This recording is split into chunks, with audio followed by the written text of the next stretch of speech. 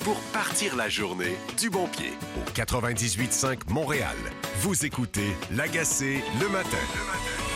I spoke with President-elect Trump and congratulated him on his victory. While I concede this election, I do not concede the fight that fueled this campaign.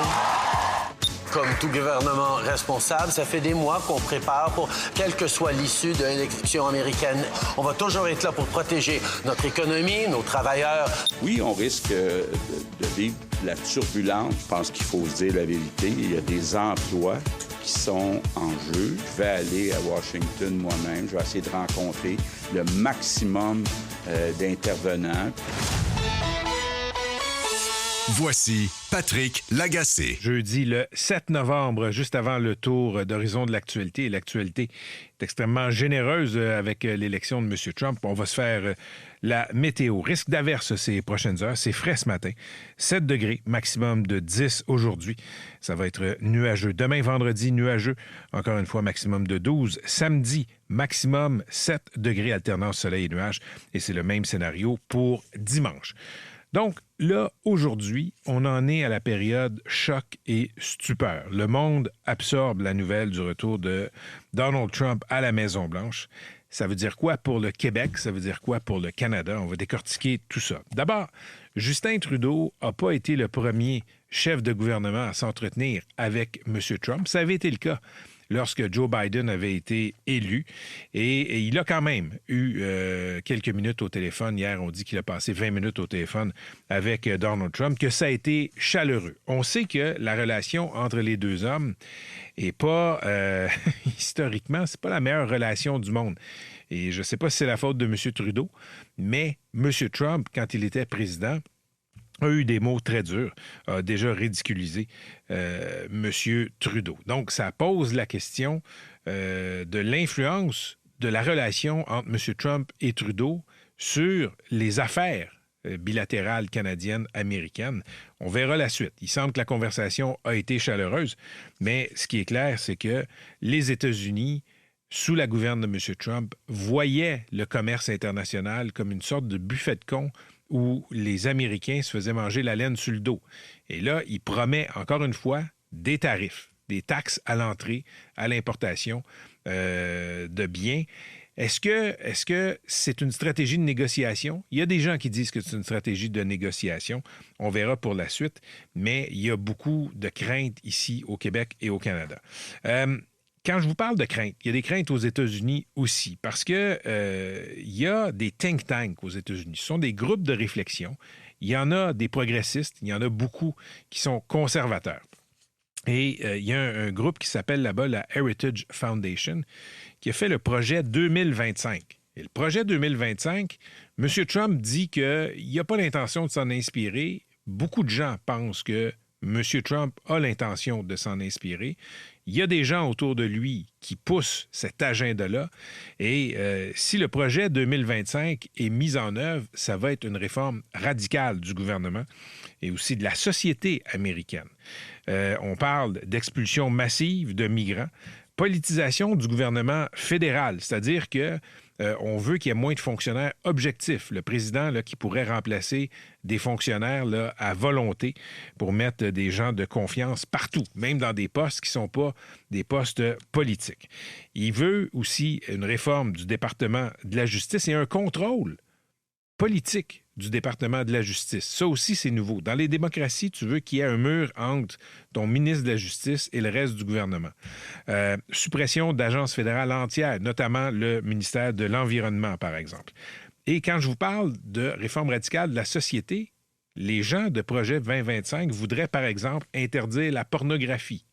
On verra ce que ça va donner, mais c'est pas juste à l'extérieur des États-Unis qu'il y a des craintes. Et aujourd'hui, dans Le Devoir, le chroniqueur Jean-François Lisée a une bonne chronique qui fait le tour de ce que pourrait vouloir dire une présidence Trump 2.0.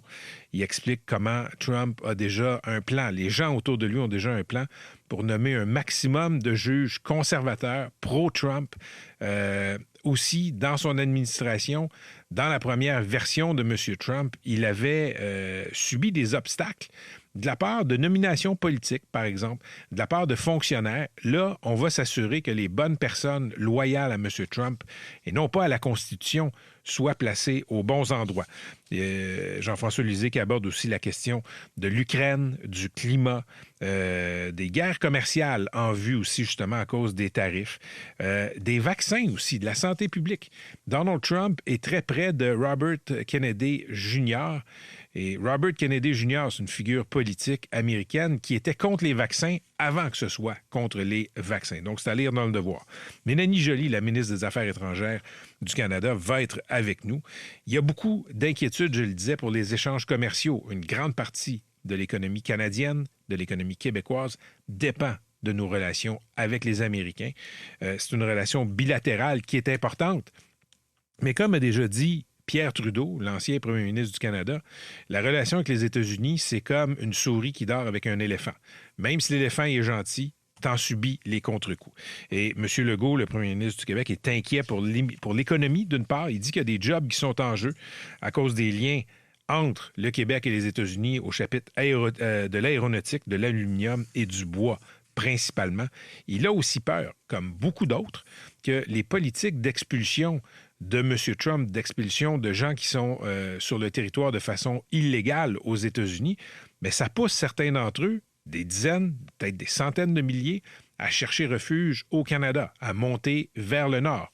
On a déjà constaté au Canada que la capacité d'accueil, quand on regarde le nombre de logements disponibles, quand on regarde les services comme l'éducation, comme les garderies, comme les hôpitaux, bien, tout ça est mis sous pression par l'immigration massive qui a été permise par M. Trudeau. Qu'est-ce qui arrive si, en plus, il y a des dizaines, des centaines de milliers de migrants qui décident de fuir les États-Unis vers le Canada? Donc, beaucoup de textes dans les journaux aujourd'hui, beaucoup de reportages dans les médias en général sur le fait que le monde va changer. Parce que M. Trump veut imposer une certaine vision du monde. Par exemple, est-ce que les États-Unis vont rester dans ce qu'on appelle l'OTAN, l'Organisation du traité de l'Atlantique Nord? C'est un traité militaire qui garantit la sécurité de tous les signataires. C'est-à-dire que, par exemple, si la Russie décidait d'envahir l'Estonie, qui est membre de l'OTAN, bien, tous les pays de l'OTAN entreraient en guerre avec la Russie. L'idée, c'est pas de déclencher la guerre, c'est de dissuader l'adversaire d'entrer en guerre avec un des signataires de l'OTAN. Et qu'est-ce qui constitue la base sécuritaire de l'OTAN? C'est pas mêlant. C'est la puissance américaine, la puissance militaire américaine. M. Trump n'a jamais aimé l'OTAN, ne comprend pas pourquoi ce pacte-là existe. Est-ce que l'avenir de l'OTAN est en jeu? La question se pose. Et c'est une des inconnues, une des variables d'imprévisibilité qui arrive avec M. Trump. Un peu partout dans les médias, je le disais, on analyse cette relation canado-américaine. La première fois que Trump est arrivé au pouvoir, M. Trudeau, d'abord, n'était pas rongé par l'usure du pouvoir. Il était encore à la tête d'un nouveau gouvernement majoritaire et il y avait eu une offensive de charme face à tout le monde, à tous ceux qui étaient autour de M. Trump et M. Trump lui-même. Et ça avait plutôt bien fonctionné. Je dis plutôt bien parce que quand même, il y a eu des turbulences, il y a eu des mesures commerciales quand même assez importantes de la part de l'administration Trump. On a fini par s'entendre, on a renégocié l'accord de libre-échange, mais disons que ça ne s'est pas fait dans l'enthousiasme et l'allégresse. Ça s'est fait d'une façon imposée au Mexique, au Canada. Donc, est-ce qu'on va être capable, cette fois-ci, les Canadiens et les Mexicains, d'amadouer M. Trump? Je pense qu'il arrive encore plus décidé. Je pense qu'il arrive encore plus préparé aussi. Il a l'expérience du pouvoir, qu'on aime ou qu'on n'aime pas la façon dont il a exercé le pouvoir. Il a exercé le pouvoir. Maintenant, il y a des vues probablement encore plus tranchées. Je reviens à l'analyse de ce qui s'est passé aux États-Unis. Et il faut parler de Mme Harris. Mme Harris, évidemment, ce n'était pas les meilleures circonstances. M. Biden s'est accroché. Il aurait dû s'en aller avant et il s'est accroché jusqu'à la 11e heure. Et le Parti démocrate a décidé de couronner Mme Harris. Et quand je dis couronner, c'est qu'on lui a donné l'investiture. En politique américaine, l'investiture sert à quelque chose. L'investiture, ça, c'est la course au leadership, si on veut. C'est l'équivalent de ce qu'on a comme course au leadership au Canada. Donc, vous êtes là à la ligne de départ avec souvent là, 7, 8, 9, 10, 12 autres personnes. Et vous devez vous prouver. M. Trump l'a fait chez les républicains. Il l'a fait 2 fois. Et à la fin, c'est lui qui reste debout. C'est lui qui a convaincu les gens de son parti de l'adopter. C'est comme ça en politique américaine depuis toujours. Et ça a une utilité, ça. Pourquoi? Bien parce que ça vous permet de savoir ce que les électeurs veulent. Ça vous force à les écouter, les électeurs de votre parti. Ça vous force à les charmer. Barack Obama a dû passer par une investiture. Il y a quelque chose d'important là-dedans. Mme Harris n'a pas subi l'investiture. En fait, c'est pas vrai. Elle a déjà lancé une candidature à l'investiture pour devenir la candidate démocrate, et c'était en 2020. Et en 2020, elle a eu combien? C'était quoi son score avant qu'elle décide de s'en aller et de céder la place? Elle a eu entre 3 et 5 % dans son parti. Donc, elle s'est présentée aux démocrates il y a quelques années et elle a fait des scores qui étaient catastrophiques. Ça l'a poussé à s'en aller. Et M. Biden, l'a choisi comme vice-présidente. C'est pas inhabituel. C'est pas inhabituel de la choisir comme colistière. T'es pas nécessairement... quand on regarde Tim Walz n'avait jamais été candidat à l'investiture démocrate. On l'a choisi. C'est parfait. Ce que je veux dire, c'est... Mme Harris n'était pas une bonne candidate. Elle n'a pas été une bonne candidate dans le passé. Et pour moi... il y a quelque chose d'extraordinairement révélateur sur les démocrates, sur les progressistes. On pensait que parce que c'était une femme et que parce que l'avortement était un enjeu important, que l'affaire était dans le sac. Parce qu'il y a des voix dans le Parti démocrate qui demandaient, qui réclamaient une investiture. Non, disait-il, on n'a pas le temps, mais on va en faire une investiture éclair. On va trouver un format... et la meilleure personne va gagner à la fin. On a décidé de donner à Mme Harris, qui n'avait jamais remporté l'investiture de son parti, qui avait, dans le passé, remporté un poste de sénatrice, mais qui n'était pas éprouvée sur la scène nationale comme ça. On lui a donné les clés du parti et ça a été une campagne catastrophique. Quand on regarde le résultat, elle a perdu la Maison-Blanche, elle a perdu le Sénat, elle va probablement perdre aussi la Chambre des représentants. C'est-à-dire que M. Trump n'aura aucun contre-pouvoir dans le Parlement, dans le Congrès américain. Ça va lui permettre de faire ce qu'il veut. Et quand on regarde les témoignages jumelés aux statistiques, les témoignages d'Américains qui disent « Moi, j'ai voté pour Trump, je sais qu'il est imparfait, je sais qu'il est faillible, je sais qu'il dit des choses épouvantables, mais il a parlé de mes préoccupations, il a parlé de mon portefeuille. Il a parlé de l'inflation sous Biden. » Et là, vous allez me dire peut-être, oui, mais ce que Trump dit n'est pas vrai. Peut-être, mais son message a passé. Le message de Mme Harris, c'était quoi? Je l'ai déjà dit à ce micro pendant la campagne. Je regardais, on était en studio, et c'était pas la première fois, je la regardais sur les écrans de télé. De quoi elle parlait? Son message central, c'était Trump, Trump, Trump, Trump, Trump, tout le temps. Elle n'a pas répondu aux préoccupations des Américains sur l'immigration, sur l'inflation, sur le pouvoir d'achat, etc., etc. Peut-être que d'un point de vue de stricte politique publique, là, quand vous prenez des experts qui ont fait des doctorats, là, peut-être qu'elle avait les meilleures solutions. Mais une campagne électorale dans une démocratie, c'est pas juste d'avoir raison. C'est aussi de convaincre les gens de voter pour soi avec le meilleur des messages. Et ce qui est clair, avec une défaite par 5 millions de voix, c'est que Mme Harris n'avait pas le meilleur message pour les Américains. C'est plate, ça aurait été vraiment, vraiment incroyable qu'une femme brise le fameux plafond de verre, qu'une femme noire brise le fameux plafond de verre, qu'une femme avec des racines immigrantes brise le fameux plafond de verre. Tout ça est une histoire inspirante pour les élites, pour les gens qui sont dans le monde des idées.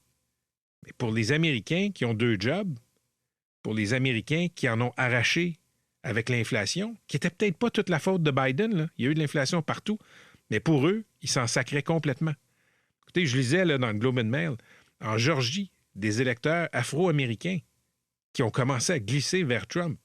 Mme Harris a convaincu moins d'Afro-Américains en Georgie, un État clé important gagné par Biden en 2020, que M. Biden. Il y a plein de strates démographiques où Mme Harris a moins bien fait que M. Biden.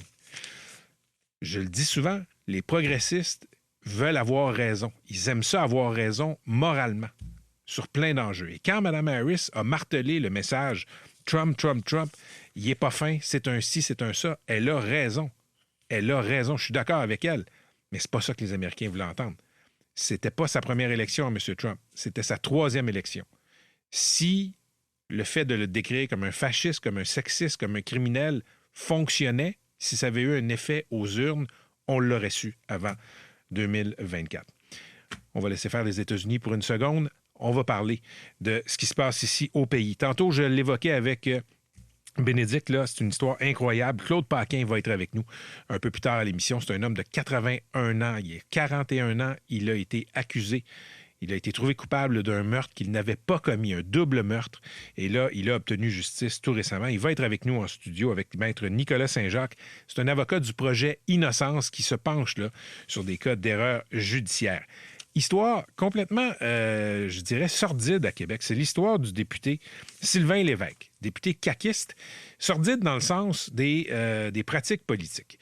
C'est-à-dire que il a été mis dans le trouble, lui, au chapitre de l'éthique. Pourquoi? Bien parce qu'il y a de son personnel politique qui a rencontré une citoyenne qui avait un enjeu, qui voulait rencontrer, qui avait un problème, si je ne me trompe pas, là, avec, c'est probablement avec le fisc. Et cette citoyenne-là s'est fait dire par des employés de bureau du député Sylvain Lévesque, écoutez, on a justement un cocktail de financement avec le ministre des Finances, Éric Girard. Bien, si vous voulez venir, vous allez pouvoir lui parler. C'est 100$ pour accéder à la salle pour avoir le privilège de peut-être parler avec M. Girard. Évidemment, c'est répréhensible de lier, là, justement, la rencontre avec un élu en échange d'une contribution politique. Là-dessus, M. Lévesque, là, il a été blanchi. Sauf que la commissaire à l'éthique a découvert que dans les bureaux caquistes, les gens qui viennent, les citoyens qui viennent rencontrer les députés, après ça, ils sont fichés en fonction de leur allégeance politique. On essaie de voir si ce sont des sympathisants, des gens qui sont plus enclins à appuyer d'autres partis, s'ils sont neutres, etc. Et il y a une banque centralisée, semble-t-il, dans les bureaux de comté. Et ce que dit la commissaire à l'éthique, c'est « ceci n'a pas de bon sens ». Et écoutez, on peut juste l'applaudir à deux mains. Quand tu vas voir du personnel politique de député, tu n'en vas pas voir ton député caquiste, tu n'en vas pas voir ton député libéral, péquiste ou solidaire. Tu t'en vas voir ton député. Tu as un problème avec l'administration publique, tu as un problème avec ton chèque de BS, tu as un problème avec le fisc, tu as un problème d'accès pour avoir une opération. Tu n'es pas un caquiste, tu n'es pas un solidaire, tu n'es pas un péquiste, tu es un citoyen qui veut un service, qui veut de l'aide de son député. Et là, la CAQ se défend en disant, écoutez, ça sert... Les gens ne consultent pas ça dans nos bureaux, on ne se sert pas de ça. OK? Pourquoi c'est dans les bureaux? Pourquoi le fichier centralisé, la CAQ-liste, la COA-liste, pardon, c'est comme ça qu'ils l'appellent pour Coalition Avenir Québec. Pourquoi c'est accessible au personnel politique? Si ça ne sert à rien, pourquoi c'est accessible? Et la CAQ aussi, qui est prête, on en parlait un peu plus tôt cette semaine, là, Québec qui veut forcer les nouveaux médecins à entamer leur carrière au public. J'ai posé la question à Christian Dubé. Comment vous allez faire ça? C'est quoi le détail?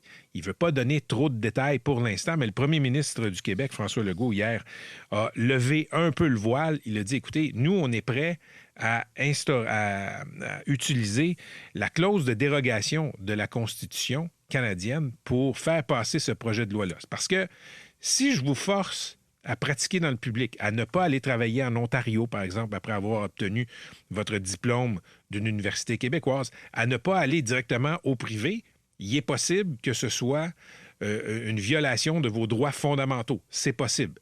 Il y a une façon de contourner ça au Québec, au Canada, c'est en utilisant la clause dérogatoire. Sauf que, traditionnellement, on faisait ça quand? On faisait ça après un jugement des tribunaux. On l'a vu avec la loi 21. Le gouvernement du Québec utilise cette disposition-là de manière préventive en l'enchâssant dans les projets de loi. Et M. Legault est prêt à le faire pour forcer les médecins à au moins commencer leur carrière au public. On va parler aussi de transport en commun aujourd'hui à l'émission. Benoît Gendron, le président de l'Autorité régionale de transport métropolitain, va être avec nous. L'entrevue était prévue depuis quelques jours. Ça tombe bien. Aujourd'hui, dans les médias, on peut dire ça notamment dans la presse, là, il y a un audit qui a été mené là, par une firme de consultation externe à la demande de Québec qui s'est penchée sur les budgets des agences de transport, dont la RTM. Et on a trouvé, semble-t-il, matière à peut-être réduire les dépenses de 350 millions de dollars dans la région de Montréal. Toujours bien informé. Au 98.5 Montréal. Voici Patrick Lagacé. L'histoire qu'on s'apprête à vous présenter est une histoire digne d'un film. C'est une histoire triste, mais c'est une histoire avec une finale qui est absolument renversante. Bénédicte, raconte-nous l'histoire de M. Claude Paquin. L'histoire de M. Paquin, c'est en fait une erreur judiciaire qui l'a amené à passer 18 ans derrière les barreaux après avoir été condamné en 1983 pour le meurtre d'un couple. Et après avoir été libéré, après ses 18 ans de prison, il a eu des conditions à respecter jusqu'à hier. Et lui a toujours clamé son innocence. Il n'a jamais perdu espoir. Ça faisait des années que les avocats et étudiants du projet Innocence travaillaient avec lui sur le dossier. En avril 2024, le ministre fédéral de la Justice a ordonné un nouveau procès parce qu'il y avait des motifs de croire qu'il y avait une erreur judiciaire qui s'était probablement produite. Et hier, 41 ans plus tard, le ministère public a annoncé qu'il n'avait pas de preuves à présenter pour soutenir les accusations. La juge a donc prononcé le mot que M. Paquin a attendu pratiquement la moitié de sa vie, le mot « acquitté ». C'est une histoire incroyable et c'est une hantise qui a fait l'objet de film, celle d'être faussement accusé et condamné. On accueille avec beaucoup de plaisir en studio M. Claude Paquin, la victime de cette erreur judiciaire, et son avocat, Maître Nicolas Saint-Jacques, qui est cofondateur du projet Innocence Québec. M. Paquin, bonjour. Bonjour, monsieur.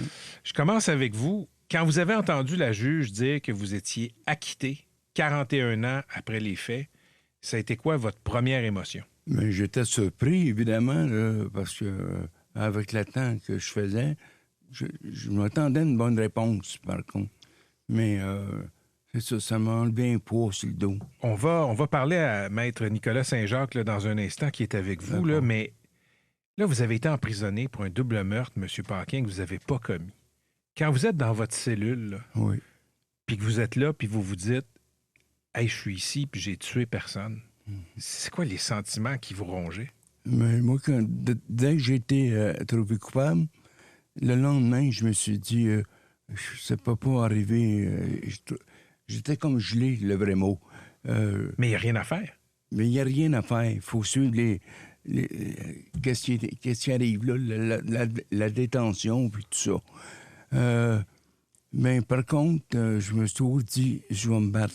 J'ai pensé au suicide, mais après réflexion, j'ai dit non, je vais me battre. Je suis là, puis moi, je sais que je ne les ai pas faites. Je ne croyais pas, ça me gelait de me faire trouver coupable pour 2 meurtres que je n'ai pas commis. Que j'ai dit, je vais me battre. Je n'avais pas le choix. C'est me battre ou me suicider. Bénédicte? À quoi vous vous êtes accroché pendant toutes ces années-là? Par le travail que j'ai fait en prison. Parce que j'ai toujours travaillé en prison. Je travaillais jusqu'à 7 jours par semaine. J'aidais aux détenus qui recevaient leur famille dans des groupes spéciaux, là, communautaires. Je préparais les salles, je préparais le café. Tout le monde me connaissait, là, tu sais. Mais ça doit être, M. Paquin, là, d'une frustration hallucinante d'être enfermé en sachant que tu n'as pas commis un meurtre ou un double meurtre. J'ai haï beaucoup, tu sais, mais je pouvais... Si je continuais de même, je me détruisais. Quand je dis non, je vais me battre, m'arrêter d'être négatif. Vous vous êtes résigné? Je me suis résigné, dans le fond, c'est ça. Et vous me l'avez dit hier, vous avez l'impression que, parce que c'est une longue période, qu'on vous a volé un peu votre vie. On m'a enlevé une grosse partie de ma vie, madame. Beaucoup. Que ça m'a changé, évidemment. Quand tu as une sentence de même, c'était un bon coup de bâton sur la tête. Hein? Puis je réalisais pas. Ça a pris 10 ans, mais je réalise.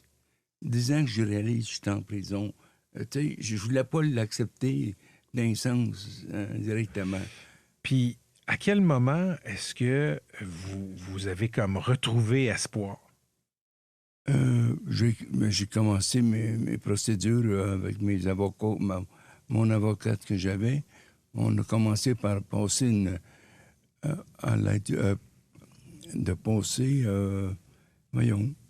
des demandes. Oui. Il y a des recours, là. Vous avez... Il y a des recours. On a pris les recours qu'on pouvait prendre.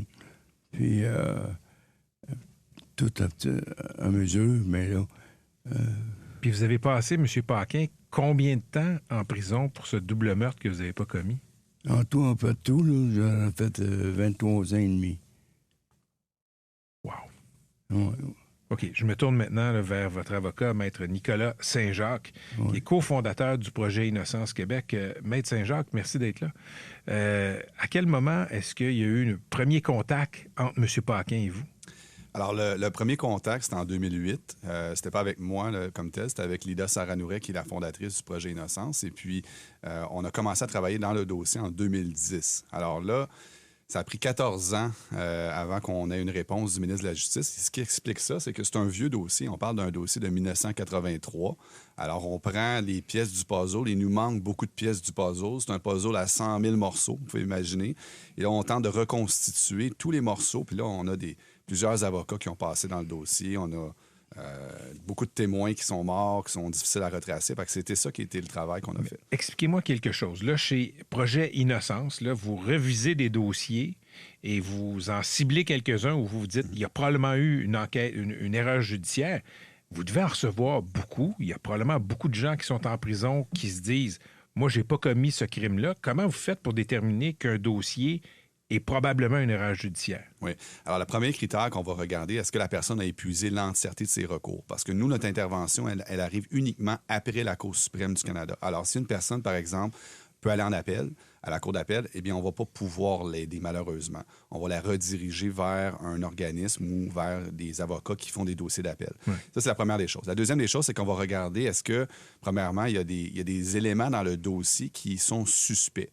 Donc, des éléments au niveau de la divulgation de la preuve qui n'auraient pas été effectués de manière complète. Ou on regarde, par exemple, le témoignage des personnes dans le dossier, puis on se dit, bien, quelque chose qui ne fonctionne pas dans ce dossier-là. Il y a une incohérence dans la preuve, dans la trame factuelle. Il y a des témoins qui ne semblent pas avoir été entendus. Alors là, on va creuser davantage et éventuellement, bien, on va avoir des pistes d'enquête et on va être assisté des fois par des enquêteurs privés. Des fois, on va rencontrer les témoins nous-mêmes. On va parler avec les avocats de première instance pour mieux comprendre aussi. Et dans le cas de M. Paquin, c'est un criminel délateur, Bernard Provençal, qui l'a incriminé, semble-t-il, en échange d'avantages dans ses relations avec les policiers. Quand vous avez révisé son dossier chez Innocence Québec, le Maître Saint-Jacques, qu'est-ce qui était un gros voyant rouge lumineux qui disait « OK, il y a probablement une erreur ici » là? Bien, d'abord, effectivement, comme vous mentionnez, le témoignage de Bernard Provençal était la pierre d'assise de la condamnation de M. Paquin. Alors, c'était vraiment son témoignage, parce qu'à l'extérieur de son témoignage, oui, il y avait un petit peu de preuves circonstancielles, mais c'était, disons, très, je dirais très marginal, si on veut, par rapport à la preuve du témoignage du délateur. Et Bernard Provençal, eh bien, après le procès de M. Paquin, eh bien, il a témoigné dans d'autres causes et il s'est parjuré dans certains dossiers. On a appris certains éléments aussi. Il a rédigé un livre, M. Provençal. On a appris des choses dans son livre, des éléments qui n'avaient pas été révélés dans le dossier de M. Paquin. Fait que déjà là, on avait un voyant rouge, comme vous mentionnez. Et là, on a continué à creuser. On a rencontré des co-accusés de M. Paquin. On a appris beaucoup de choses. On a appris des éléments de preuve qui nous permettaient de croire que M. Paquin qui n'avait pas été dévoilé devant les tribunaux. Effectivement, qui n'avaient pas été dévoilés ou des choses qui avaient, qu'on a appris après coup également. Donc, par exemple, un des co-accusés de M. Paquin, eh bien, il a expliqué qu'il était impliqué lui-même dans la commission, en fait, des infractions, c'est-à-dire qu'il a aidé à disposer des cadavres, mais il nous a expliqué que, bien, les meurtres n'ont pas eu lieu chez M. Paquin, comme M. Provençal le soutenait, mais bel et bien à Sainte-Anne-des-Lacs, dans un chalet. Et M. Paquin n'avait absolument rien à voir dans cette affaire-là. Donc, il n'était même pas là. Il n'a pas commandé les meurtres comme le prétendait le délateur à l'époque. Alors ça, c'est un des éléments qui nous a menés à en découvrir d'autres par la suite.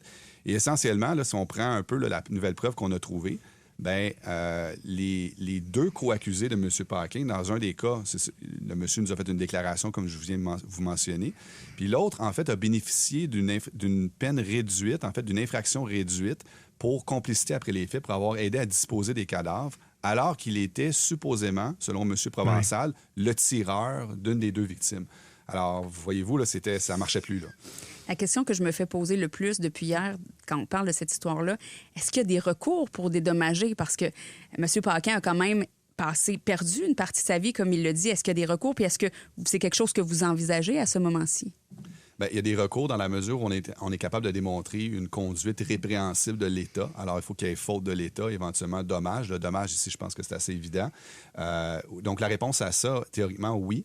Par contre, là, on est en train justement de savourer un peu le moment avec M. Paquin.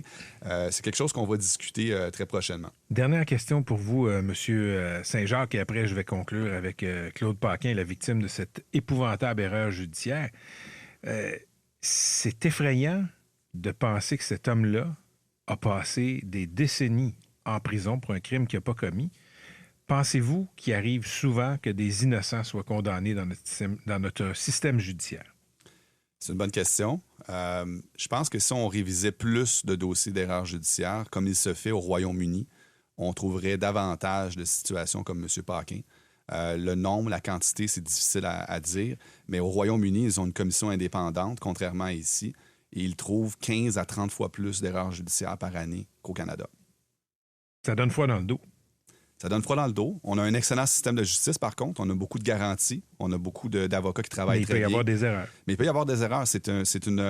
Malheureusement, c'est la nature humaine. On apprécie la preuve. Donc, c'est sûr qu'il peut y avoir des erreurs. L'important, c'est que lorsqu'il y a des erreurs, le système de justice est capable de se corriger. Puis ça, c'est une bonne preuve, ce qu'on voit aujourd'hui, de la santé de notre système de justice. Monsieur Paquin, j'ai envie de vous demander, vous avez été volé d'années de liberté. Des années où vous n'avez pas pu voyager, vous n'avez pas pu développer des amitiés, faire avancer votre carrière, etc. Avec le temps qui vous reste, vous avez 81 ans, qu'est-ce que je vous souhaite? Qu'est-ce que vous souhaitez? Moi, ce que je veux, c'est de commencer ma vie, en réalité. C'est comme je commencerai ma vie, je tombe à zéro et je veux continuer à être comme j'étais citoyen, normal. Donc, vous commencez votre vie à 81 ans? Oui. C'est ma famille, surtout, qui ont écopé aussi. Ma famille, ma mère, puis, mes frères, mes sœurs, j'en ai perdu beaucoup, d'eux autres, là, avant qu'ils sachent que je suis acquitté. Ah, vous avez des proches qui n'ont jamais su que vous étiez innocent? Ma mère l'a pas su, mon beau-père l'a pas su. Ça vous fait quoi de savoir qu'ils n'ont jamais su? Ben, ça fait quoi? C'est sûr que tu te sens... Comment on peut dire ça? Tu te sens pris comme poigné. Tu peux pas faire rien de plus qu'il y a là, présentement. Monsieur Paquin, je suis content que cette erreur ait été corrigée. Oui. Bonne chance pour la suite de votre vie, puis les recours, si vous décidez de les entreprendre pour avoir un dédommagement. Merci d'être venu en studio pour nous parler. C'est grâce à mes avocats. Oui, Maître Nicolas Saint-Jacques, du cabinet, je le précise, Roy Saint-Jacques et Théolis, et qui est aussi cofondateur du projet Innocence. Merci à vous deux d'être venus nous voir. C'est une histoire hallucinante. Bénédicte, merci de nous avoir présenté cette histoire-là. Merci à vous. Toujours bien informé. Au 98.5 Montréal. Voici Patrick Lagacé. Mélanie Joly est la ministre des Affaires étrangères. Elle va nous parler immédiatement de ce que le gouvernement du Canada entrevoit là, pour toutes les conséquences de l'élection de M. Trump à la Maison-Blanche. Il va prendre le pouvoir le 20 janvier prochain. Madame Joly, bonjour. Bonjour Patrick, j'espère que vous allez bien. Merci, ça va très bien. Écoutez, j'ai entendu les différents porte-parole du gouvernement, différents ministres réagir à l'élection de M. Trump et tout le monde dit, écoutez, un gouvernement ou un autre, c'est la même chose. Il y a une tendance protectionniste aux États-Unis. Mme Harris aurait été aussi protectionniste. J'ai beaucoup de misère à croire que dans les officines à Ottawa, là, on considère que M. Trump, c'est pareil comme Mme Harris. Ben, Patrick, je pense qu'il n'y a personne d'entre nous qui a dit que c'était la même chose. On a dit qu'on était prêts, qu'on aurait eu des défis, peu importe que ce soit Harris ou et Trump. Et en même temps, ça fait maintenant des mois qu'on travaille sur le scénario Harris et sur le scénario Trump. Puis aussi, ce qui arrive, c'est que le gouvernement Trudeau, nous, on a déjà eu à travailler avec l'administration Trump. On est un des seuls gouvernements au monde dans les démocraties qui connaît bien Trump, qui connaît bien son équipe. Donc, on partait pas du début. Mais, bien entendu, il faut continuer de travailler ensemble. Hier, le premier ministre Trudeau et le président Trump ont eu un premier appel depuis la victoire historique du président élu. Puis, on va bâtir à partir de là. Vous savez, le Canada, nous, on va être l'hôte du G7 l'an prochain. Donc, on aura aussi l'occasion de jouer un rôle important au niveau international et nécessairement avec l'administration américaine. M. Trump a déjà fait des commentaires dans le passé qui donnent à penser qu'il n'aime pas M. Trudeau. À quel point ça peut affecter nos relations commerciales avec notre plus grand partenaire économique? En fait, je sais que ça peut peut-être surprendre les gens qui nous écoutent présentement, mais Trump et Trudeau ont une très bonne relation. D'ailleurs, ça s'est démontré hier via l'appel qui a été organisé, mais moi, je l'avais vu aussi cet été lorsqu'il y a eu une première tentative d'assassinat dans le fond, du président Trump. Et à l'époque, j'avais organisé avec le sénateur Lindsey Graham un appel. Et donc, il y a un respect. Ils se connaissent bien. Et puis, c'est très convivial. Attendez juste une seconde. Après la tentative d'assassinat, qui a parlé à qui? Le premier ministre Trudeau et le président Trump s'étaient parlé et j'avais organisé l'appel via un de mes contacts qui est le sénateur Lindsey Graham. OK, je comprends. Mais je reviens au cas M. Trump. Là. Vous me dites que, bon, dans les deux cas, là, il y avait des scénarios. Le scénario pour convaincre M. Trump de ne pas imposer des tarifs de 20 % sur nos exportations canadiennes aux États-Unis, c'est quoi? Comment vous allez le convaincre? Bien, premièrement, on ne va pas tomber dans des scénarios comment je peux dire, hypothétiques, mais il y a une chose qui est claire, c'est que les Américains sont très préoccupés par aussi le fait que les chaînes d'approvisionnement soient sécuritaires, qu'il n'y ait pas d'enjeu de sécurité nationale, qu'on ne se retrouve pas à faire en sorte qu'il y a certains pays dans le monde qui en bénéficient au détriment de notre sécurité nationale. Donc, nous, on a fait beaucoup de travail là-dessus au cours des dernières années. On a pris une position très forte sur l'Ukraine, très forte aussi sur l'Indo-Pacifique. Donc, on est dans une bonne position. On a imposé des tarifs importants aussi sur les véhicules électriques contre les véhicules électriques chinois. Donc, ça fait en sorte que, contrairement peut-être à plusieurs pays dans le monde, on est dans une bonne position. Puis en même temps, on sait qu'on a déjà renégocié l'ALENA avec l'administration Trump et donc on a un succès sur lequel on peut déjà travailler. Mais vous savez, nous, on a fait la transition Obama-Trump, après on a fait la transition Trump-Biden et là, on fait la transition Biden-Trump. Vous l'avez dit tantôt, le président va être assermenté le 20 janvier. Il y a beaucoup d'eau qui peut couler sous les ponts depuis. Donc, notre objectif, c'est de travailler aussi durant cette période de transition pour créer beaucoup de relations, mais aussi finaliser certains dossiers avec l'équipe Biden. Qu'est-ce que vous dites aux PME, au premier ministre du Québec, à la classe politique au Québec qui vraiment a des craintes présentement? Là? M. Legault a parlé carrément d'emplois qui sont en jeu. Bien, je pense qu'il faut être certainement réaliste et travailler tous ensemble. La relation entre le Canada et les États-Unis, elle est très, très profonde. Elle ne peut pas être seulement gérée par le gouvernement fédéral et par nous, le gouvernement Trudeau. C'est une relation qu'on doit nourrir tout le monde. Et certainement, le premier ministre Legault, tous les premiers ministres des provinces ont un rôle à jouer. Les chambres de commerce ont un rôle à jouer, le milieu des affaires certainement, les syndicats, etc. Parce qu'on doit s'assurer d'avoir des liens à travers toute la société américaine. Et c'est ça la force du Canada, contrairement aussi à d'autres pays dans le monde. S'il y a un pays dans le monde qui connaît les États-Unis, c'est nous. parce qu'on est capable d'avoir nos leviers d'influence, on a des forces, on est capable de trouver des terrains d'entente avec les Américains. Et donc, je pense qu'on peut être confiant, mais en même temps, on va être réaliste, on va être pragmatique. On ne peut pas penser que lorsqu'on on négocie, on travaille avec l'administration Trump, que c'est toujours très, très prévisible. Non, on sait qu'on fait face à de l'imprévisibilité. Et donc, le but, c'est de créer des relations pour gérer parfois cette imprévisibilité-là. Madame Joly, qui va être l'interlocuteur ou l'interlocutrice privilégiée dans le gouvernement du Canada pour interagir avec les Américains? Est-ce que c'est vous, c'est Mme Freeland, M. Trudeau lui-même? On va nommer un ministre des Relations canado-américaines. Qui va porter le ballon?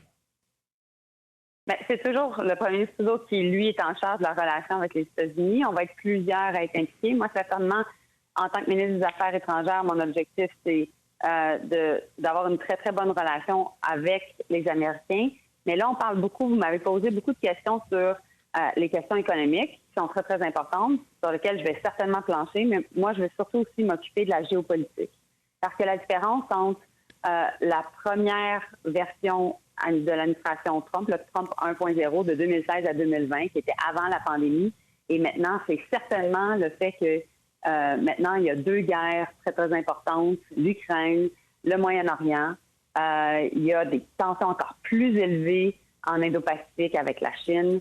Donc, on se retrouve dans un contexte où, après la pandémie, il y a beaucoup, beaucoup plus d'instabilité dans le monde, d'insécurité. Et donc, moi, je dois travailler non seulement avec les Américains sur la relation bilatérale, mais aussi sur la relation, on dirait, multilatérale, donc à travers le monde. Et donc, disons que mon assiette va être pas mal pleine, Patrick. Oui, j'en doute pas que votre assiette va être pas mal pleine. Puis il y a quelqu'un qui doit être inquiet pas mal plus que les Canadiens, et c'est Volodymyr Zelensky. Est-ce que l'arrivée de Trump, qui n'aime pas beaucoup les Ukrainiens, qui n'a pas de sympathie particulière pour leur combat contre la Russie, est-ce que l'arrivée de Trump, c'est le début de la fin pour les Ukrainiens? Bien, j'ai parlé avec le ministre des Affaires étrangères de l'Ukraine hier matin. Je viens tout juste de lui parler encore ce matin. Il était en Hongrie. Et je pense qu'il y a beaucoup, beaucoup, beaucoup de travail qui se fait maintenant depuis des mois sur la formule de paix du président Zelensky, justement pour faire en sorte que l'Ukraine soit en bonne position. D'ailleurs, à Montréal, la semaine passée, on a fait un travail vraiment, vraiment important au niveau diplomatique sur la question des enfants ukrainiens pour les ramener en Ukraine, ceux qui ont été enlevés par la Russie et ramener les prisonniers de guerre.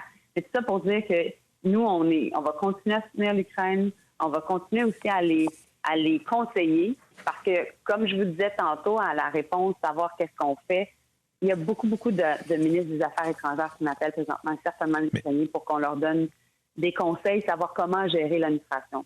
Mais vous êtes d'accord avec moi, Mme Joly? Vous êtes d'accord avec moi, Mme Joly, que M. Trump n'a pas de sympathie particulière pour le combat des Ukrainiens? Non, ça, je suis pas d'accord. Parce que, si c'est le cas, il n'a pas donné des indications en ce sens. Non, ça non plus, je suis pas d'accord. Parce que, au final, il y a quand même une aide militaire immense qui a été envoyée par les Américains. Mais pas par M. Trump. Un soutien.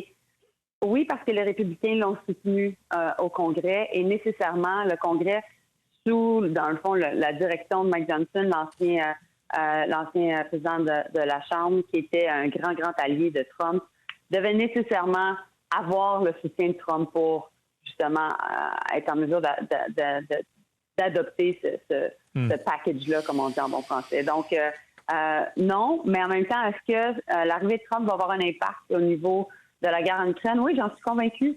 Ce sera quoi, d'après vous, ce sera quoi l'impact? D'après vous, ce sera quoi l'impact? Moyen-Orient, pardon, aussi. Ça, c'est à discuter. Ça va faire partie des négociations diplomatiques. Je ne vous donnerai certainement pas en primeur aujourd'hui qu'est-ce qui va se passer. Mais faites-nous plaisir. Je peux vous dire, par contre, c'est que je pense que ce que je peux vous dire, par contre, c'est que il y a beaucoup de discussions aussi avec les Européens parce qu'au final, c'est oui l'Ukraine qui est très, très, très important, mais aussi c'est la sécurité de l'Europe, c'est notre sécurité au sein de l'OTAN, c'est l'appui qu'on va mettre dans nos forces militaires en matière de défense. Et donc, c'est tout ça qui est aussi en jeu. Et donc, c'est pour ça que je travaille très, très fort présentement aussi avec le ministre de la Défense. Donc, c'est plus large que juste la question de l'Ukraine. Au final, c'est la protection de notre sécurité en Amérique du Nord puis en Europe. Merci pour cette entrevue, Mme Joly. Je vous laisse aller. Bonne journée. Ça m'a fait plaisir. Passez une bonne journée. À la prochaine. Mélanie Joly, la ministre des Affaires étrangères du Canada. On va parler maintenant de transport. On revient sur le plancher des vaches et des rails aussi et de l'asphalte. Il y a des autobus qui circulent, des trains de banlieue et tout ça est sous, d'une certaine façon, l'égide de ce qu'on appelle l'ARTM, l'Autorité régionale de transport métropolitain.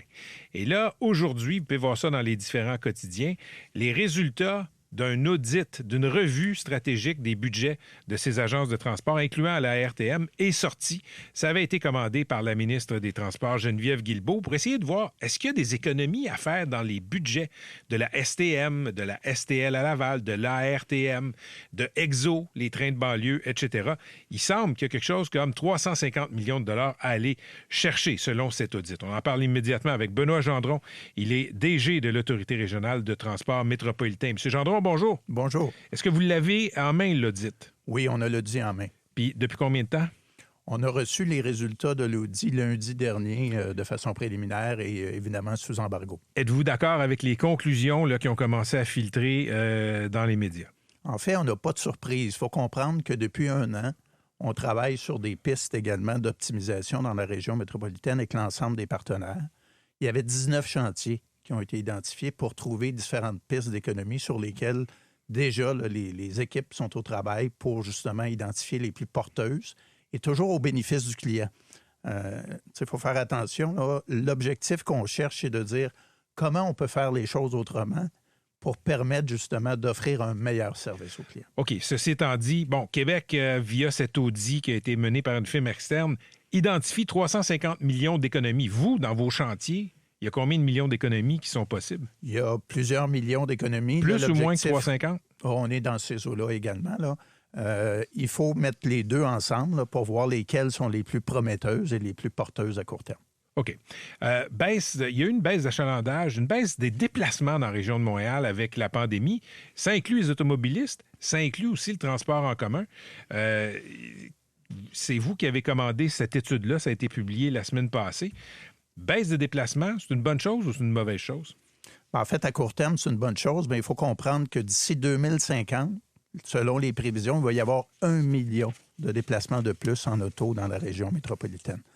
Vous voyez déjà la congestion monstre. Oui. Donc, on s'en va collectivement dans un mur si on ne fait rien. Il faut vraiment là, faire en sorte qu'on vienne changer les habitudes des automobilistes pour les amener en transport collectif parce que sinon, je ne pense pas qu'on va se payer des infrastructures pour accueillir 1 million de plus d'autos. Donc, on doit faire des choix là, différents comme société. Bien, en parlant de choix, tu sais, quand on parle de ce qui doit être fait là, pour dégager de la marge de manœuvre financière, il y aura des coupures de services. Il y en a déjà eu. Je veux dire, moi, je suis dans mon auto, je suis pogné dans le trafic, mais ça me semble encore plus rapide que d'être en transport en commun bien souvent, là. En fait, là, c'est là où on se distingue. Là, on veut vraiment améliorer le service de transport collectif au bénéfice du client. Fait que c'est pas des coupures. On va vous donner quelques exemples. Là, on parle de mutualisation. Donc, à l'heure actuelle, il y a des véhicules de transport adaptés qui traversent des territoires sans embarquer personne. Fait que les autobus se croisent. Au même titre, sur des corridors métropolitains, il y a différentes sociétés de transport qui empruntent un long segment commun pour lesquels il y en a qui prennent des usagers, les autres n'en prennent pas. C'est ces choses-là qu'il faut changer pour faire en sorte que l'usager bénéficie des passages et qu'au net, ça nous coûte moins cher. Mais quand vous dites mutualiser, c'est quoi? C'est des usagers de la Société de transport de Laval pour être transportés par ceux de Montréal? Ben, ou inversement, là, dans le fond, de faire en sorte que quand un autobus passe devant un client, bien, qu'il s'arrête pour le prendre, là, tout simplement. Vous me parlez de pas toucher au service client. Il y a un scénario qui a flotté il y a quelques semaines, puis c'est celui de supprimer des trains de banlieue, des lignes de trains de banlieue. On n'est pas dans le service client quand on pense à supprimer des trains de banlieue, là. En fait, là, on a examiné toutes les pistes. On a retourné toutes les pierres pour voir quels étaient les potentiels d'économie. Et évidemment, on a regardé les trains de banlieue. Les trains de banlieue, c'est un service qui coûte très cher, mais qui transporte énormément de personnes.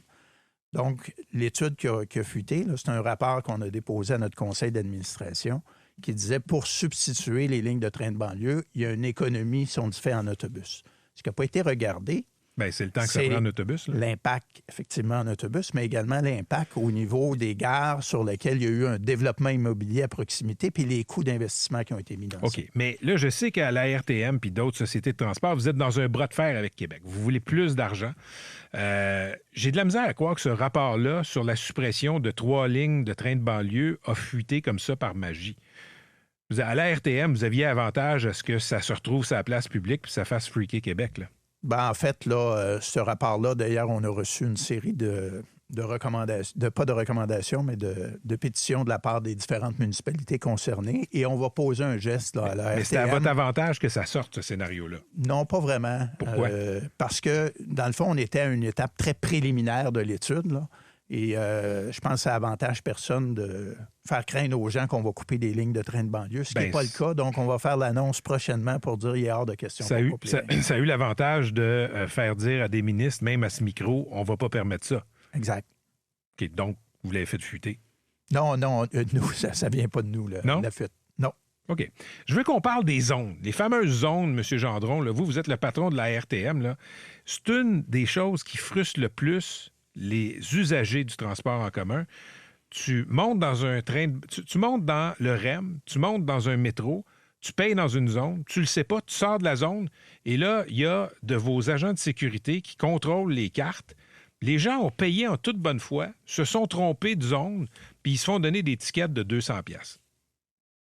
Est-ce que vous vivez bien avec ça? Il faut comprendre qu'avant, là, dans la région métropolitaine, il y avait 8 zones, puis il y avait 800 titres de transport. On a réduit ça à 3 zones, puis 50 titres de transport. Une grande amélioration. On a amélioré de façon significative. C'est vraiment... Il y a juste 50... 50 quoi, vous dites? 50 titres de transport. OK, il y a juste 50 titres de transport dans la région de Montréal. Il faut comprendre que là, il y a des titres mensuels, des titres quotidiens, des titres hebdomadaires, puis là, après ça, on a la panoplie de titres pour les étudiants, les titres réguliers, les Mais je vais vous dire comment je vois etc. ça. On rend ça compliqué, puis après ça, on sanctionne les gens pour se financer. Non, donc parce qu'ils n'ont pas compris. C'est pas comme ça. On a 1 milliard en passant de revenus usagés par année. Donc, c'est quelque chose qu'il faut protéger. En étiquette, je n'ai pas le montant exact, mais c'est négligeable par rapport aux milliards qu'on collecte, là, je vous rassure là-dessus.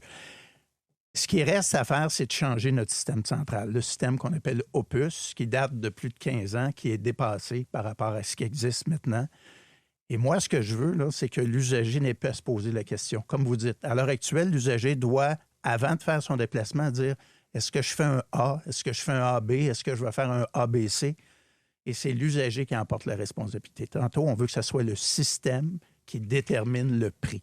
Donc, c'est ça que je veux. Ce que vous me dites, c'est que c'est pas juste que ce soit l'usager qui doit faire le calcul mental de savoir s'il est dans la bonne zone. Ben, en fait, on l'a aidé, l'usager. Il faut comprendre est-ce que c'est juste? Période. C'est compliqué pour l'usager, j'en comprends parfaitement. OK. Tout à fait. Si c'est compliqué, pourquoi on le sanctionne quand il fait une erreur de bonne foi? Ben, je dirais, là, j'ai 1 milliard. Si je laisse ouvert le système, là, il va y avoir des pertes de revenus importantes. Là. Donc, on doit mettre en place, comme dans n'importe quelle autre réglementation, là, il y a des limites de vitesse, etc. Les gens qui nous écoutent, M. Gendron, là, il y en a qui voyagent. Il y en a beaucoup qui voyagent, qui prennent le transport en commun dans d'autres villes du monde. Là.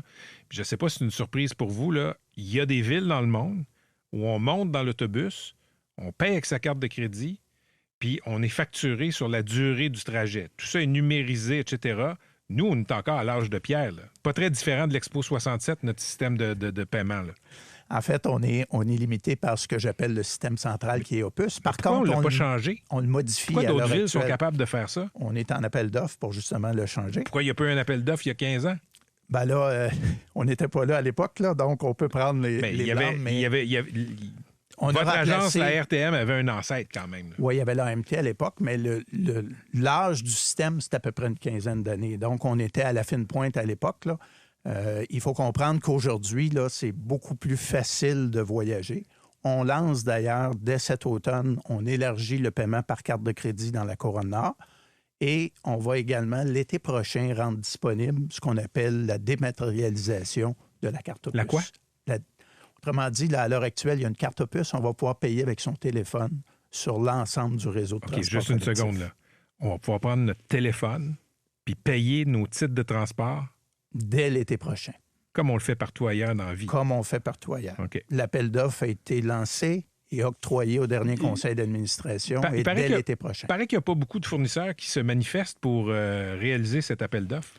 Ben, en fait, sur cet appel d'offres-là, spécifiquement par rapport au téléphone, ça marche? Là, on a eu 4 ou 5 fournisseurs. Et la bonne nouvelle, là, on a économisé par rapport à l'estimé de contrôle plus de 2 millions de dollars. OK. Merci, M. Gendron. Merci d'être venu nous voir. On aura l'occasion de s'en reparler. C'était Benoît Gendron, qui est le grand patron de l'autorité régionale de transport métropolitain, la RTM.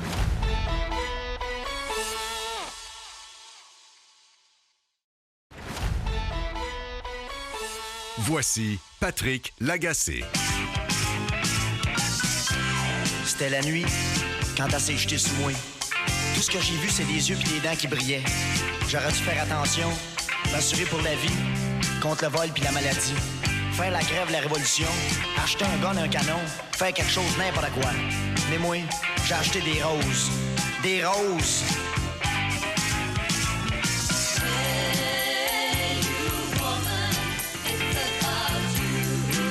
8h42, la voix de Lucien Francoeur qui s'est éteint. C'était lundi. Donc, Lucien Francoeur, qui est un homme de radio, Catherine, qui a été un chanteur, un animateur, un parolier. Café Rimbaud, c'est de lui aussi. Donc, ça a été un grand personnage des arts québécois. Il est décédé et tu as eu la bonne idée d'inviter sa fille Virginie. Qui est avec nous, Virginie Francoeur. Bonjour. Bonjour. Tout d'abord, Virginie, nos sympathies, évidemment, à vous et à votre famille, votre mère, les proches. Depuis l'annonce du décès de votre père, hier, on sent vraiment une grande vague d'amour, en fait, au Québec qui déferle. Est-ce que c'est un peu un baume sur le deuil que vous vivez présentement? Oui, c'est un baume sur mon cœur de Francoeur parce que je vois à quel point il a influencé des générations puis des gens de tous les milieux. C'est sûr que pour nous, c'est une grande perte. Mon père, c'était mon rock, c'était vraiment le pilier dans ma vie. Puis c'est vraiment bizarre de parler de lui au passé. Pour ma mère aussi, là, on formait un trio, mais de voir toute cette vague d'amour puis à quel point il était apprécié, c'est sûr que ça nous réconforte. Virginie, il y a plusieurs descriptions à coller à Lucien Francoeur, là. Poète, chanteur, animateur, prof, je l'ai dit, parolier aussi. Lui, il se définissait comment? Ben, je pense par tout ça. Tu sais, mon père, pardon, c'était... juste un instant. Oui, prenez votre temps. Moi, je me souviens... Oui, je m'excuse parce que j'ai beaucoup pleuré. Là, ben, je comprends. Mon père, c'était autre chose. Tu sais, je pense qu'on peut le dire. Il allait où on ne s'y attendait pas. C'était un esprit libre, un pionnier de la contre-culture. Fait que mon père se définissait par toutes ses multiples facettes. Puis je pense qu'on n'aurait pas pu lui coller une étiquette. C'était quelqu'un d'authentique, marginal. J'invite les gens à acheter ses livres, même les rockers sanctifiés qui avaient gagné le prix Émile Nelligan, de redécouvrir sa musique, ses recueils de poésie, parce que c'est une œuvre qui est extrêmement moderne. Et comme père, Virginie, il était comment? Parce on le voit, nous, de l'extérieur, comme une personnalité, un rebelle, mais comme papa, il a beaucoup parlé de vous dans les médias, dans ses publications aussi, comment il était fou de sa fille. Et comme père, il était comment? On avait une relation tellement unique et privilégiée. Donc oui, il y avait l'amour paternel pour une fille. C'est un père, c'est toute sa vie. Mais au-delà de ça aussi, on avait une relation amicale. On partageait des livres. On partageait. Mon père vivait pour la poésie. Donc il y avait un esprit libre. Il était généreux. Il était toujours à l'écoute. Puis il avait un cœur d'adolescent. Fait il jugeait pas, puis il avait une grande ouverture, puis il était tellement fier que je sois devenue professeur à Polytechnique 2 jours avant qu'il y ait un arrêt cardiaque. Des fois, il aimait ça passer par le Mont-Royal, puis voir où je travaillais. Donc, c'était sa plus grande fierté, puis on pouvait partager sur la littérature, fait que c'est ça qui nous unissait. Et dans votre documentaire qui est sorti l'an dernier, On achève bien les rockers, votre père parle ouvertement de ses démons, de ses dépendances. C'est quelque chose quand même qui l'a troublé de nombreuses années. Oui, effectivement, mais je pense qu'il n'y a pas un artiste qui peut se dire qu'il y a une page blanche ou qu'il n'a pas traversé des montagnes. C'est vrai que mon père, il en a peut-être traversé un peu plus. Sa vie a été parsemé de montagnes russes. C'était pas un long fleuve tranquille, puis c'est ça qu'on a voulu montrer parce que mon père, d'abord et avant tout, il était authentique, puis on voulait pas cacher ces moments qui étaient plus sombres, qui nous ont habités, qui nous ont marqués. C'est évident que ça marque une famille, mais en même temps, mon père a vécu aussi pour ses excès. C'est ça qui l'a fait peut-être aussi créer autant. Donc, il a vécu à 150 000 à l'heure. C'est vrai qu'il avait un peu mis la pédale douce, mais je pense qu'un rebelle reste toujours un rebelle. Virginie, vous l'avez dit, c'est un rebelle, c'était un poète, c'était un original, Lucien Francoeur, mais c'était aussi un homme qui avait grandi dans une époque où il y en avait des personnages originaux. Il me semble qu'il y a moins en moins de personnages comme ça. Dans les dernières années de sa vie, est-ce qu'il aimait l'époque dans laquelle on était? Non. Je pense qu'il la déplorait. Il déplorait aussi le peu d'intérêt qu'on accordait à la poésie, à la littérature, mais aussi, mon père avait le verbe facile. Il aimait ça s'exprimer, il aimait ça dire son opinion. Puis c'est vrai qu'aujourd'hui, je pense que le monde dans lequel on vit l'intéressait de moins en moins. Lui, il a toujours eu des luttes. Il y avait, justement, il est parti à l'annonce de Donald Trump. Je pense qu'il avait annoncé ce cauchemar américain dans ses chansons. C'est un monde qui lui échappait un peu. Je pense que faut continuer d'être rebelle, faut continuer de revendiquer ses idées, puis c'est ce que mon père pourra nous avoir légué au-delà de son œuvre. Et Virginie, vous avez partagé sur votre page Facebook un GoFundMe pour offrir un monument au cimetière Notre-Dame-des-Neiges avec un poème gravé, un poème de votre père près de Néligan. Pourquoi le GoFundMe? Parce que mon père avait pas de placement, fait que là c'est difficile, c'est quand même des coûts importants. Faut savoir que 2 jours avant il y a un arrêt cardiaque, comme je le mentionnais, on se promenait sur le Mont-Royal, puis c'était vraiment sa volonté. On est passé par le cimetière, puis il a dit j'aimerais ça être ici, parce que quand tu vas enseigner à l'université, tu vas pouvoir venir pique-niquer sur ma tombe. Puis là, on a ri, j'ai dit non, papa, c'est pas pour tout de suite. Puis il a dit c'est vraiment chouette, j'en ai encore plusieurs années à vivre, mais on savait pas que ça allait arriver aussi vite. Donc c'est pour nous aider, ma mère et moi, parce que c'est des coûts importants, puis je pense que ça serait de lui rendre un hommage à la hauteur de l'homme qu'il était. Bien, l'appel est lancé pour le GoFundMe. Virginie, merci beaucoup. C'est avec beaucoup d'émotion, je pense que beaucoup de Québécois ont appris la mort de votre père. Merci d'avoir été avec nous, puis nos condoléances encore. Oui, longue vie à Lucien Francoeur, puis les rockers reviennent toujours. Ah, merci, c'est bien dit. Merci. Virginie. Merci, Catherine. C'était Virginie Francoeur, la fille du grand Lucien Francoeur. Et je souligne un de nos camarades d'ici qui s'occupe de la technique, Claude Hébert. Oui. Claude Hébert a travaillé avec Lucien Francoeur et à l'époque de C'est quoi? Parce que Lucien, moi, c'est comme ça que j'ai connu Lucien Francoeur. Moi aussi, comme plusieurs. J'étais au cégep, puis oups, c'est quoi ce gars-là? Je tombais sur C'est quoi? Puis il était fascinant. Je pense qu'il animait le retour, si je ne me trompe pas. Avec Michel Barrette. Un original, un propos, de la poésie, de la musique, etc. Mais bref, Claude lui a rendu un hommage sur Facebook. C'est vraiment à lire. Un original, un gars plein de travers, mais attachant. Ouais. Super Lulu qui nous a quittés à l'âge de 76 ans. Lundi prochain, Télé-Québec va présenter le documentaire Alpha du journaliste Simon Coutu, dans lequel on tente de comprendre l'idéologie du masculinisme et comment ça touche autant de jeunes hommes au Québec. On ne fait pas exception, c'est un courant qui balaie partout en Occident. Simon Coutu est le journaliste derrière ce projet. Il est en studio. Simon, salut. Salut. D'abord, on va décortiquer les termes. Il y a masculinité, puis il y a masculinisme. C'est quoi le masculinisme? Dans le cadre de ce documentaire-là, avec ma collègue Manuelle Légaré, ce qu'on voulait, c'était masculinisme.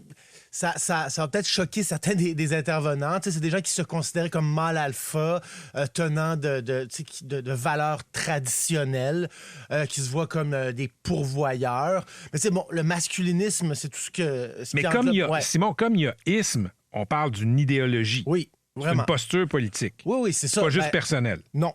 Puis le masculinisme en soi, puis je pense que ça parle des intervenants qui participent au projet, s'oppose souvent au féminisme, en fait. Ils voient le féminisme comme la source de bien des problèmes. C'est un retour souhaité aux bonnes vieilles valeurs d'antan, si je peux résumer. C'est un peu ça. OK, on va écouter un extrait du documentaire Alpha. Depuis quelques années, on manque d'hommes qui embrassent leur masculinité. l'homme a son rôle à jouer dans la société, puis aujourd'hui, on essaie de l'enlever complètement. Les hommes sont tous rendus des lavettes. Nous autres, on revendique que c'est l'homme qui lead, puis c'est la femme qui est plus soumise. La mouvance mâle alpha, c'est un phénomène qui prône un retour à certaines valeurs traditionnelles. C'est écrit que la femme doit se soumettre à l'homme comme l'homme se soumet à Dieu. On est-tu revenu 60 ans en arrière puis personne m'a appelé? OK, ça donne une idée du ton et pour ceux qui connaissent un peu ces mouvances-là, on a vu là, des podcasts de ces gars-là qui vont expliquer des choses qui sont, somme toute, assez choquantes en 2024. Là, interdire à sa blonde d'aller dans un festival, de prendre des photos d'elle pour Instagram, etc., etc. D'abord, est-ce que c'est très répandu? Bien, ces gars-là s'influencent beaucoup d'un influenceur qui s'appelle Andrew Tate. Et Andrew Tate, il a un succès planétaire énorme. Donc, oui, c'est très répandu. Malgré son arrestation pour trafic humain, agression sexuelle en Roumanie. Malgré le fait qu'il soit banni d'à peu près tous les réseaux sociaux, sauf X. Bon, il y a eu il est de retour. Il est de retour grâce à Elon Musk. Mais, donc, oui, ça fait son chemin entre les oreilles des petits gars au Québec. Donc, oui, ça a une influence. Ils ont certaine. Une réelle influence. Je veux dire, c'est pas juste un groupe qui se parle entre eux, là, ces gars-là, les masculinistes au Québec. Là. Mais je pense que les intervenants avec qui on parle dans le documentaire, ça dépend lesquels, ils ont un succès qui est relatif. Mais je pense que cette mouvance-là, clairement, fait son chemin. Pourquoi ça pogne? Qu'est-ce qui fait qu'il y a des gars et des filles qui acceptent de tomber dans cette dynamique-là? Je pense que le discours de ces gars-là est, pour certains, rassurant. Dans le sens que, tu sais, oui, on a parlé là, de discours peut-être misogynes, problématiques, mais il y a tout l'aspect discipline, entrepreneuriat, entraînement. Et la plupart de ces gars-là ont de quoi à vendre. Donc, ils offrent généralement, souvent en ligne, des formations. Il y en a qui sont coach en séduction, coach tout court. Coach en séduction? Oui, il y a un gars dans le documentaire qui est un coach en séduction. Donc, on peut le contacter, puis lui... il va t'expliquer comment aborder, charmer des filles. Ouais. OK, mais je retiens ça, Simon Coutu. Ils ont tous quelque chose à vendre. C'est pas juste un mode de vie, dire tu vas être plus heureux si madame devient reine du foyer puis que toi, tu es le pourvoyeur. Ils ont des trucs à vendre. Ben, pour la plupart, puis encore une fois, le modèle ultime, c'est Andrew Tate, qui a The Real World, qui est son espèce d'université. Puis dans un contexte où ce qu'on voit, en tout cas, c'est qu'il y a bien des jeunes hommes qui se retrouvent plus à l'école. Et ces gars-là tentent, en tout cas, de profiter ou en tout cas de surfer sur ça dans le sens qu'ils vont offrir des formations en ligne. Et on en a rencontré un, le jeune homme, dans une école secondaire. Par hasard, lui déboursait pour The Real World, qui est d'Andrew Tate. Puis il est comme, ben moi, ça me permet d'accumuler de la richesse, de comprendre la bourse, les cryptos, etc. Bon, puis encore une fois, l'entraînement, c'est des gars qui se conseillent des livres, Jordan Peterson, tout ça. Mais Simon Coutu, donc, t'as plongé dans l'univers des mâles alpha pour ce documentaire qui va passer à Télé-Québec lundi prochain. Moi, j'ai déjà parlé avec des fans de Andrew Tate. Puis quand tu leur dis, écoute, il dit des affaires épouvantables sur les femmes. D'abord, la réponse par défaut, c'est « Ah, il a été mal cité ». Moi, je pense pas qu'il a été mal cité. Ou c'est des jokes. Cependant, ce qu'ils vont dire, c'est Tate et compagnie prônent « Lève-toi le matin, tu vas t'entraîner, sois discipliné, travaille fort, assure ton indépendance financière. » Puis là-dessus, j'ai de la misère à leur dire que c'est un mauvais message. Ben, j'ai envie de dire, c'est la porte d'entrée d'Andrew Tate. Puis c'est pour ça, je pense, en tout cas, c'est la raison première pour laquelle on a fait ce documentaire-là avec Manuel Légaré, c'est que dans notre entourage, on voyait que des jeunes hommes disaient « Ah, Andrew Tate, non, mais... » C'est toujours ça. Non, mais... Tout son discours misogyne, violent, homophobe, transphobe, tout ça, c'est des blagues. C'est mal cité. C'est pris hors contexte. Mais sais-tu quoi, Simon? C'est un peu comme le phénomène Trump. Les Américains qui ont voté pour lui, ils l'ont dit, là. On le sait qu'il est comme ci, qu'il est comme ça. On sait ses défauts, les accusations, etc. mais on vote pour lui quand même pour d'autres raisons. Oui, mais c'est un peu ça le phénomène des masculinistes puis de tête. Mais moi, je vois un lien direct dans le sens... le jour de l'élection, le mardi, il y a Elon Musk qui a tweeté « La cavalerie est sortie, les jeunes hommes, allez voter ». Joe Rogan qui reçoit... qui est un podcaster là, hyper populaire, le plus populaire au monde. Le plus populaire au monde, mais qui représente, ou en tout cas qui a un discours de droite. Tu sais, dans le podcast de Joe Rogan, il dit être conservateur, c'est rendu punk rock, tu sais. Et je pense qu'il y a un peu de ça dans le désir de choquer d'Andrew Tate, dans le désir de choquer de ces influenceurs-là. OK, Simon, quand la bande-annonce a commencé à circuler, la bande-annonce du documentaire Alpha, il y a beaucoup de femmes au Québec sur les réseaux sociaux qui t'ont épinglé, qui t'ont lancé des tomates parce que tu es allé leur parler. Ouais. Comment on évite le piège de la complaisance? Ben, en se préparant, Moi, premièrement, il faudrait voir le documentaire qui sort lundi. Je veux dire, la bande-annonce représente le documentaire. On l'a entendu, comme il y a Véronique Duprat, qui est la professeure qui est présente dans la bande-annonce. On a parlé à Francis Dupidéry, qui est politologue à l'UQAM, Samuel Vessière, qui est anthropologue à l'UQAM. Donc, je pense que l'idée, c'est, oui, comme je dis, on se prépare, on souligne leurs contradictions, on les challenge. Moi, je suis pas là pour leur donner un chèque en blanc, là. Dernière question. Il y a les gars qui veulent revenir aux valeurs traditionnelles, ces jeunes mâles dits alpha, qui voudraient que madame soit la reine du foyer. Ouais. Ces femmes-là, qu'est-ce qui les attire dans ce mode de vie? Je pense que c'est le même retour à ces valeurs traditionnelles-là, à cet aspect rassurant. Il y a... je sais pas, je suis peut-être dans le marasme économique qu'il y a aujourd'hui. Il y a ce retour à la femme au foyer. Puis, tu sais, la vérité aussi, c'est que je pense... Encore une fois, on ne serait pas là à en parler si on parlait seulement des choix de tous ces individus-là. L'enjeu, c'est que ces gens-là se créent des podcasts, des plateformes et prônent... Ont une influence. Et ont une influence, exactement. Ils disent, vous devriez tous être comme ça. C'est un documentaire à voir lundi prochain, Télé-Québec. Ça s'intitule Alpha. Merci, Simon. Hey, merci. C'était le journaliste Simon Coutu. Merci Marc. 8h11. On va prendre une petite pause de l'actualité brûlante pour parler de Carl Tremblay. Il y a 1 an environ, le célèbre chanteur des Cowboys fringants décédait d'un cancer. On veut perpétuer sa mémoire dans la ville de l'Assomption, son fief. Et Sébastien Nadeau est le maire de l'Assomption. Il est au bout du fil. Monsieur Nadeau, bonjour. Bonjour, M. Lagacé. Il y a chez vous une nouvelle place, Carl Tremblay. Effectivement, on avait annoncé ça l'an passé dans toute l'émotion de la perte de Carl. Puis hier, on a présenté officiellement les plans d'aménagement de quoi avoir l'air cette belle place publique. C'est quelqu'un qui était extrêmement connu, extrêmement apprécié dans votre municipalité à l'Assomption, Carl Tremblay. Ben effectivement, il était très connu dans la francophonie, très connu au Québec. Alors imaginez dans sa petite communauté où Carl était très, très impliqué, où Marie-Annick s'occupe de notre vieux palais qui est notre boîte à chansons dans un bâtiment patrimonial. Donc c'était des gens qui étaient très disponibles. Toujours accessibles, puis qui étaient souvent des spectacles sur l'ancienne place publique qui va porter son nom maintenant. Donc là, la place publique va être rebaptisée, ou en tout cas, elle va porter le nom de Carl Tremblay. Est-ce qu'on va sentir que c'est un endroit qui lui rend hommage? Oui, tout à fait. Mais si je peux me permettre, ce qui est particulier, c'est que nous, le projet de place publique existe depuis maintenant 6 ans.